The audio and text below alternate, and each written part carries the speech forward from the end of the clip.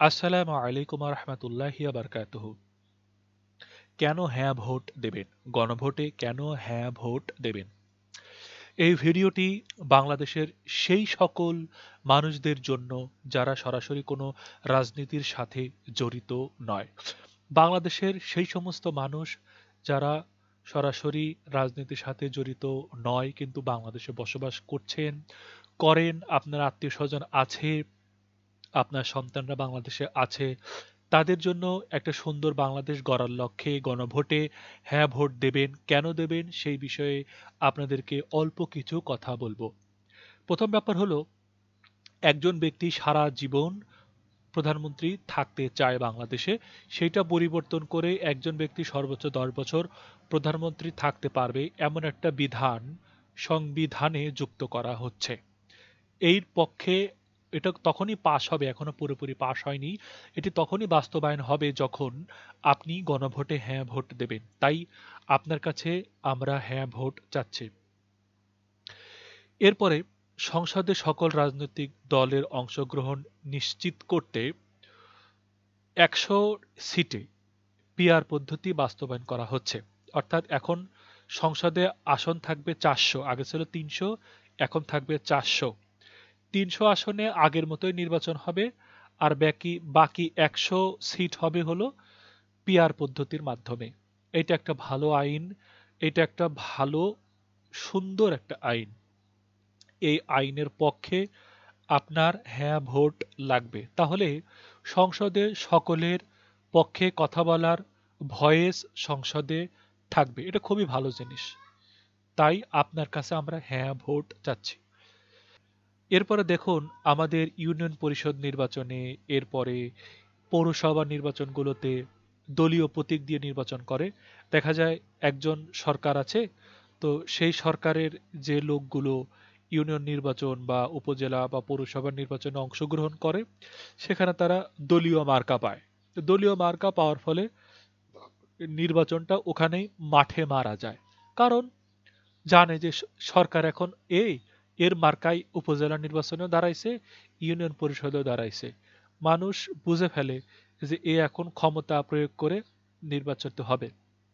তাই দলীয় মার্কায় ইউনিয়ন পরিষদ নির্বাচন, পৌর মেয়র নির্বাচন, উপজেলা নির্বাচন হচ্ছে না। খুবই খুবই খুবই সুন্দর একটা আইন। এই আইন তখনই পাশ হবে যখন কিনা আপনি গণভোটে হ্যাঁ ভোট দেবে। তাই যারা বাংলাদেশে 48% মানুষ রাজনীতি করে আর 52% মানুষ রাজনীতি সরাসরি করেন না, এই মানুষদের অনুরোধ করব গণভোটে হ্যাঁ ভোট দেবেন। এরপরে গণহত্যা, ভোট জালিয়াতির সঙ্গে জড়িত কর্মকর্তাদের বিরুদ্ধে স্বাধীন তদন্ত কমিশন গঠিত হচ্ছে। খুব সুন্দর একটা জিনিস।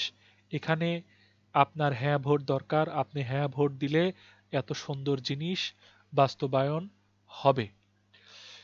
নির্বাহী বিভাগ থেকে বিচার বিভাগকে স্বাধীন করার জন্য সুপ্রিম কোর্টের আলাদা সচিবালয় হচ্ছে। অত্যন্ত চমৎকার।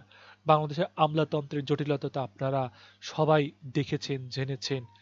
কাজ দ্রুত হওয়ার জন্য, বিচার সুষ্ঠু হওয়ার জন্য, বিচার বিভাগ যাতে রাজনীতির ছায়ামুক্ত থাকে, তার জন্য এই ব্যবস্থা। আপনাদের গণভোটে হ্যাঁ ভোট আসলে অত্যন্ত চমৎকার একটি জিনিস বাস্তবায়ন হবে। তাই গণভোটে হ্যাঁ ভোট দেবেন।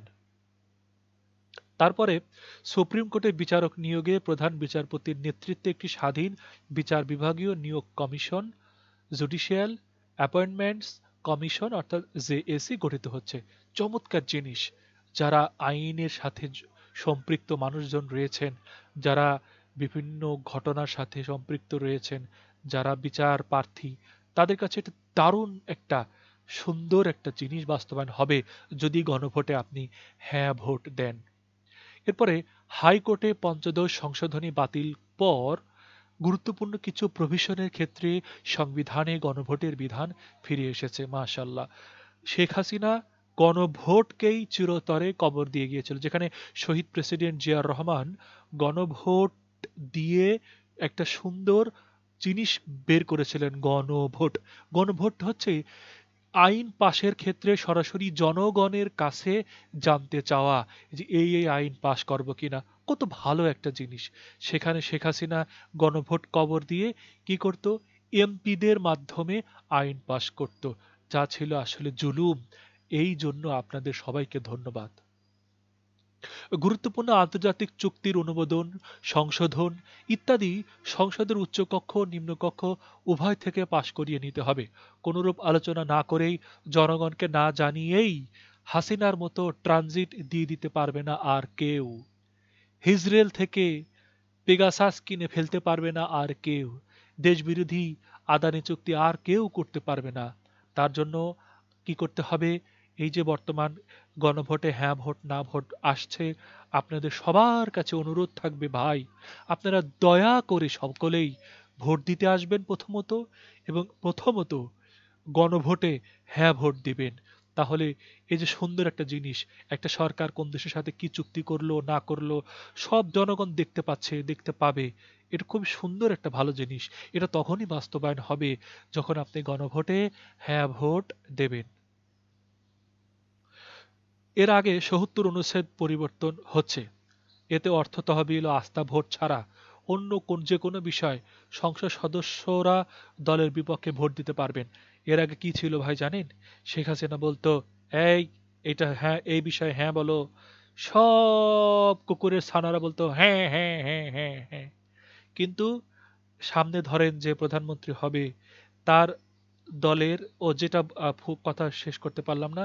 তো কেউ যদি শেখ হাসিনার এগেনস্টে কথা বলতো বা তার কথা শুনতো না, সেখানে কি ছিল? শেখ হাসিনাকে কিছু বলতে হতো না। আইন অনুযায়ী অটোমেটিক সেই এমপি তার পদ থেকে বিচ্যুত হয়ে যেত। কিন্তু এখন এটা থাকবে না।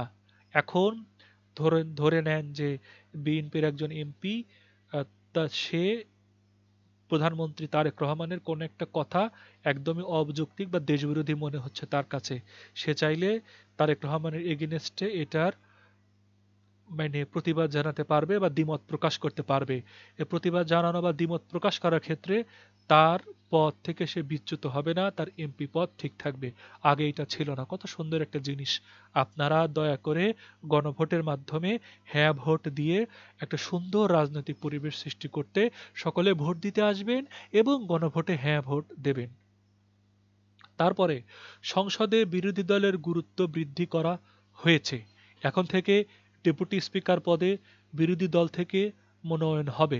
সংসদে স্থায়ী কমিটিগুলোতে আনুপাতিক হারে সব দল অংশগ্রহণে থাকবে, অর্থাৎ বিরোধী দলগুলো সংসদে যে কটি আসন পাবে তার অনুপাতে সংসদীয় কমিটির সভাপতি পদও পাবে। অত্যন্ত ব্যালেন্স একটা সংসদ আসবে। আগের মতো আওয়ামী লীগ যেরকম একতরফাভাবে গোটা সংসদ ভবন নিয়ন্ত্রণ করত, ভবিষ্যতে আর কেউ একতরফাভাবে সংসদ নিয়ন্ত্রণ করতে পারবে না। অত্যন্ত চমৎকার একটা আইন। এই আইনের পক্ষে সকলের হ্যাঁ ভোট লাগবে, সকলের হ্যাঁ ভোট লাগবে। হাইকোর্টের বিভাগের বেঞ্চগুলো বিভাগীয় পর্যায়ে স্থানান্তর হচ্ছে, অর্থাৎ আমাদের হাইকোর্টের কোনো একটা আইন যেটা হাইকোর্ট দ্বারা সমাধান হওয়া পসিবল না, আমাদের কি করতে হতো? সে ঢাকা যেতে হতো। না, এখন আর তা হবে না। এখন এই যে ৭টা ৮টা বিভাগ আছে বাংলাদেশে, প্রত্যেকটা বিভাগে এখন হাইকোর্টের শাখা চালু হয়ে যাবে। এখন হাইকোর্টের কাজ আপনি আপনার বিভাগের শহর থেকে করতে পারবেন। সকলেই দৌড়ে দৌড়ে ঢাকা চলে যায়। এরকমটা আরো অনেক বিষয় বিভাগীয় শহরগুলোতে, বিভাগীয় সেন্টারগুলোতে ভাগ করে দেওয়া উচিত এই হাইকোর্টের মতো করে। অত্যন্ত চমৎকার একটা বিষয় আসছে। ধন্যবাদ, ধন্যবাদ ইউনিট সরকারকে। দেখুন, স্বাধীন পুলিশ কমিশন হচ্ছে একটা বড় ঘটনা ঘটতে যাচ্ছে বাংলাদেশে। সেটা হলো স্বাধীন পুলিশ কমিশন। প্রতিষ্ঠান হিসেবে পুলিশকে আর রাজনৈতিক হাতিয়ার বানাতে পারবে না। এই যে ২৪-এর যে আন্দোলন, এই আন্দোলনে শেখ হাসিনা হুকুম করেছে, কিন্তু মানুষকে তো সরাসরি খুন করেছে পুলিশ। পুলিশের হাতে থাকা পিস্তল থেকে গুলি বের হয়ে আমাদের হাজার হাজার ভাই বোনদের জীবন কেড়ে নিয়েছে। কিন্তু স্বাধীন পুলিশ কমিশন না থাকার কারণে পুলিশগুলো কি বলছে জানেন? পুলিশ বলছে প্রধানমন্ত্রী হুকুম করেছিল, আমরা গুলি চালিয়েছি, আমাদের কোনো দোষ নেই।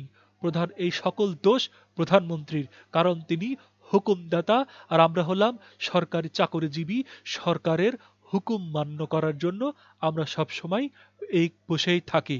অর্থাৎ এখানে পুলিশের কোনো দোষ হচ্ছে না মানুষ হত্যা করার জন্য, সকল দোষ পুলিশ নিজেও হাসিনার ঘাড়ের উপরে চাপিয়ে দিচ্ছে। কিন্তু স্বাধীন পুলিশ কমিশন হলে পুলিশ আর এইগুলো করবে না, কারণ পুলিশের গুলি থেকে অন্যায়ভাবে মানুষ মারা গেলে সেই দায় ওই পুলিশের হবে। ফলে পুলিশ আর রাজনৈতিক নেতাদের কথা শুনে আর কোনো অন্যায় করবে না।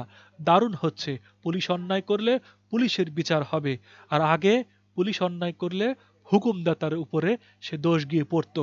তাই স্বাধীন পুলিশ কমিশন দরকার। আর এই স্বাধীন পুলিশ কমিশন হলে আপনি যদি জুলুমের শিকার হন পুলিশের দ্বারা, আপনি তখন ন্যায় বিচার পাবেন, কারণ পুলিশের উপরে তখন আর রাজনৈতিক হাত থাকবে না।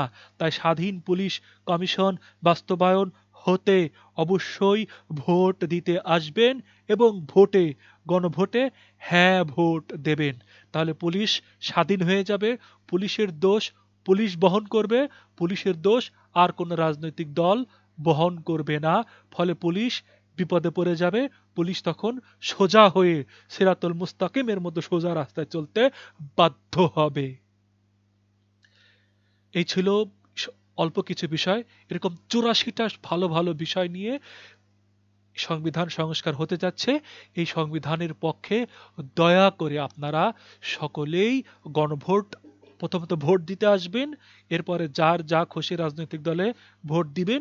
সেখান নিয়ে আমি কোনো ক্যাম্পেইন করছি না, তবে গণভোটের পক্ষে আমি ক্যাম্পেইন করছি। গণভোট দিতে আসবেন এবং গণভোটে হ্যাঁ ভোট দিতে আসবেন। ভালো থাকুন। আসসালামু আলাইকুম ওয়া রাহমাতুল্লাহি ওয়া বারাকাতুহু।